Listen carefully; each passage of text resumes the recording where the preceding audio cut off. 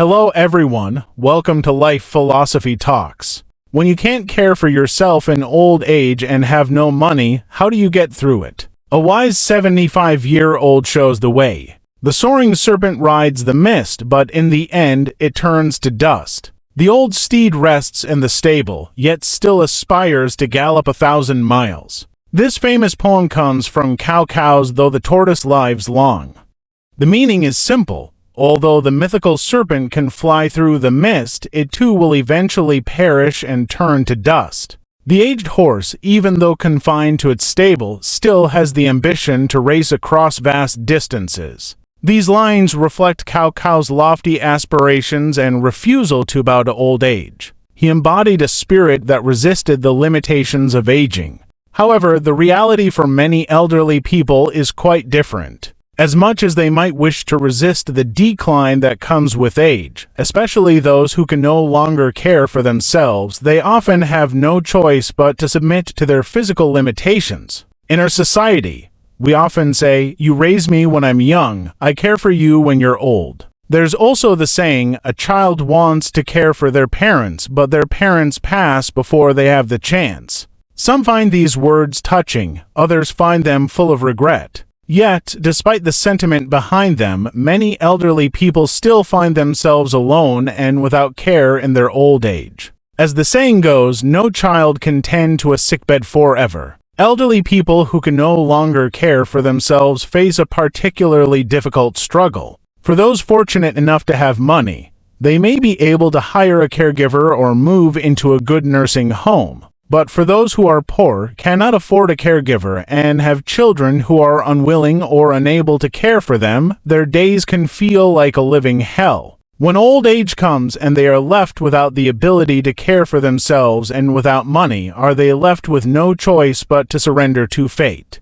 Let's take a look at the story of 75-year-old Mr. Chen and see if there are lessons to be learned from his experience. Mr. Chen's story. I am a 75-year-old retired worker with a monthly pension of 3,400 yuan. My wife passed away many years ago, so I've lived alone since my retirement. When I first retired, I was in relatively good shape.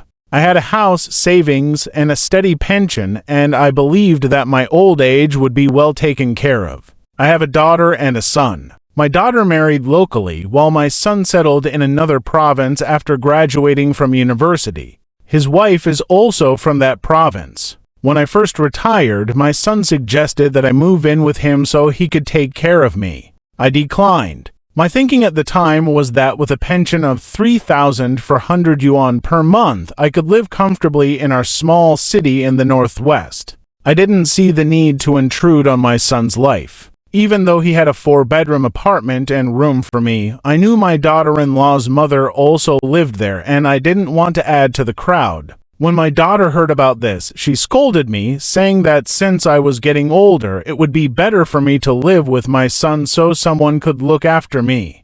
I told her that since her brother lived far away, I would rely on her for help when necessary. She responded that her own financial situation was tight and told me not to expect too much from her. I felt hurt, thinking my daughter was unfilial, and we argued. She said that my wife and I had poured all our love and resources into my son, sending him to university, while she hadn't even had the opportunity to attend college. Now, she was struggling in a difficult job, and she felt it was only fair that my son bear the greater responsibility for my care. Despite her arguments, I insisted that I could take care of myself. I had my house, my pension, and enough savings, about 150,000 yuan at the time, and I didn't see any need to rely on my children. For a while, everything was fine. I lived independently and even considered remarrying.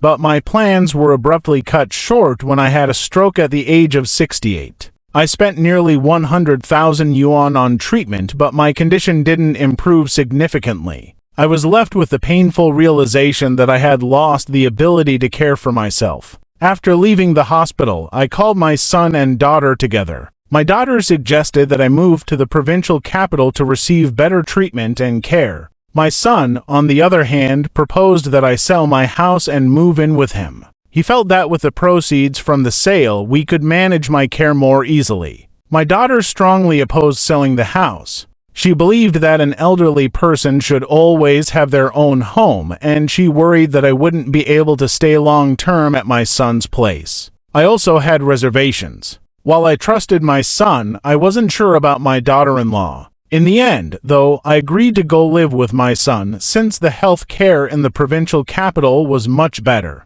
I left my house in my daughter's care for the time being.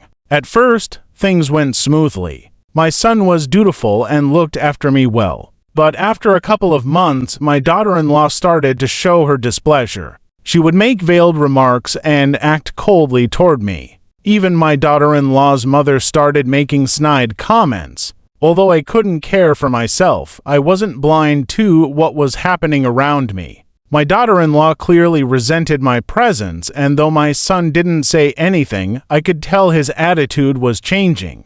I finally understood what it meant when they said, "No child can tend to a sickbed forever." At first, it was painful, but eventually, I came to terms with it. My son had his own life, his wife, his children. My presence had disrupted their peace. My inability to care for myself had become a burden, and the smell in the house was becoming unbearable. Eventually, my daughter-in-law moved out, taking their child with her. It was then that I made up my mind to return home. I told my daughter about the situation, and after a moment of silence, she simply said, "Dad, come home." The next day, I told my son I wanted to return to my own home. He suggested I sell the house and use the money to move into a nursing home in the provincial capital, but I refused. I wanted to return to my roots, to live out my days in my own home. Finally, after much persuasion, my son agreed to send me back. He proposed that he and my daughter each contribute 2,000 yuan a month to hire a caregiver for me.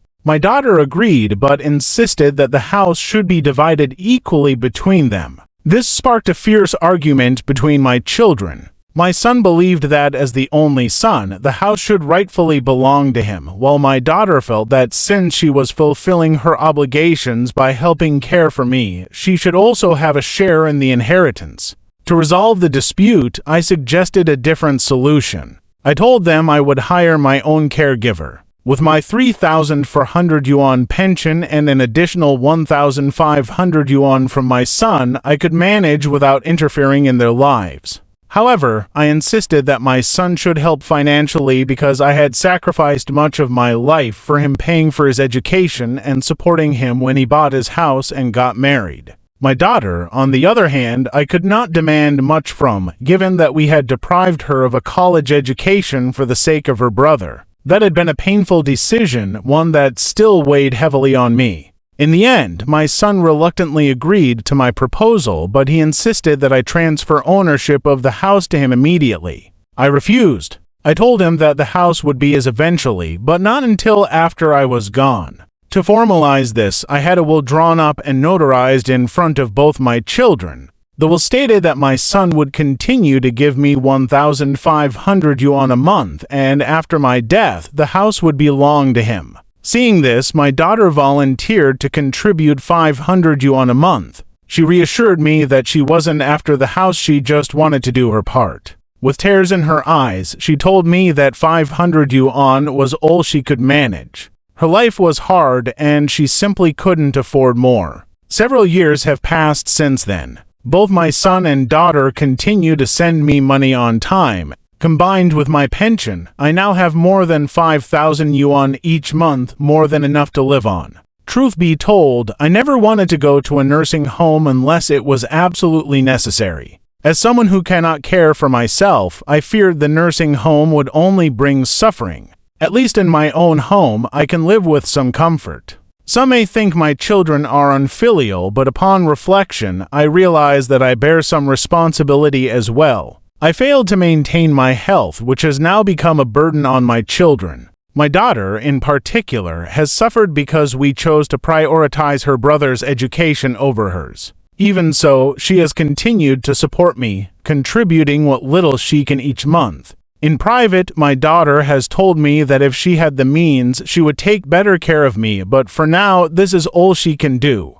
She also explained that the reason she argued so fiercely with her brother over the house was to put pressure on him to treat me better. She was right about one thing: the house is my safeguard, my protective charm. As long as I hold on to it, I know my son will continue to fulfill his duties. This is the reality of aging, and sometimes we must use what we have to secure our well-being.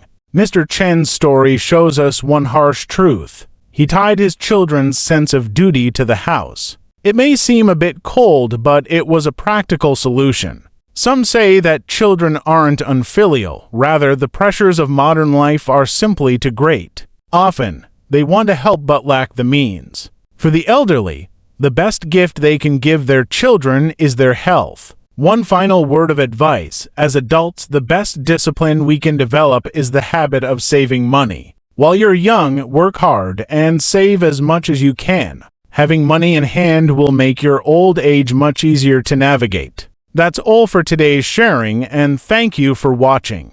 If you enjoyed our content, please remember to subscribe to our channel and click the notification bell so you can be the first to get the latest video updates. Thank you for your support.